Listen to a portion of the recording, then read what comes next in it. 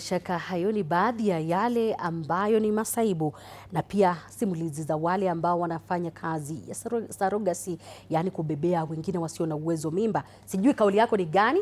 Wafanya biashara wa soko la Gikomba wanakadiria hasara kufuatia ubomoaji uliofanyiwa usiku wa kuamkia leo na maafisa wa serikali baada ya siku ya mwisho ya kuhama ambayo ilikuwa tarehe 30 Machi kukamilika. Operesheni hiyo ni juhudi ya serikali kuwaondoa wafanyabiashara kwenye ardhi iliyo kando na mto Nairobi ili kupisha ujenzi wa soko jipya la kisasa lenye dhamani ya shilingi bilioni 3.8. Mwanahabari wetu Michelle Mwangi ametuandalia taarifa hii.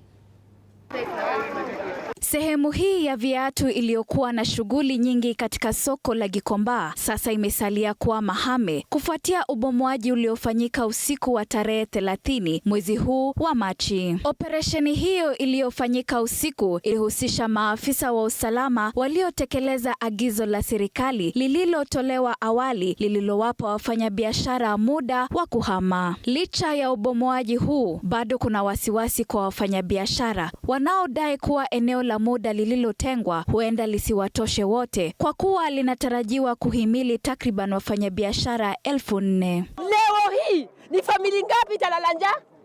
Leo hii ni familia ngapi itafungua nyumba? Leo ni mwisho wa mwezi, inafaa tulipe nyumba. Tumekasirika sana kwa sababu ukienda ile side soko zimetengenezwa karibu na mto. Huku tumebomolewa, tumeambiwa tunatolewa kwa mto. Sasa tofauti iko wapi? Si ni kucheza na akili ya wananchi. Hapa wale wanafanya biashara ng'ambo hii ni watu zaidi ya watu zaidi ya 5,000. Na zile viwanja pale ni viwanja 2,000. Sasa watu watasaidika vipi? Ni katika hali hiyo ambapo mbunge wa Embakasi Mashariki aliwasili kuonyesha umoja wake na wafanyabiashara walioathirika. Nienda kotini, wakapatia watu wa Gikomba ruhusa ya kufanya biashara yao. Jana asubuhi, leo asubuhi, serikali wanaamka, county government inaamka, wanabomolea watu wa biashara zao. Mbali na eneo la ubomoaji, serikali inatetea hatua hiyo ikisema kuwa uhamisho huu ni sehemu ya mpango mpana wa kurejesha utaratibu na hadhi katika soko la Gikomba. Aidha, kulingana na serikali, maelfu ya wafanyabiashara tayari wamehamia katika eneo la muda huku awamu ya kwanza ya mpango huo ukiendelea.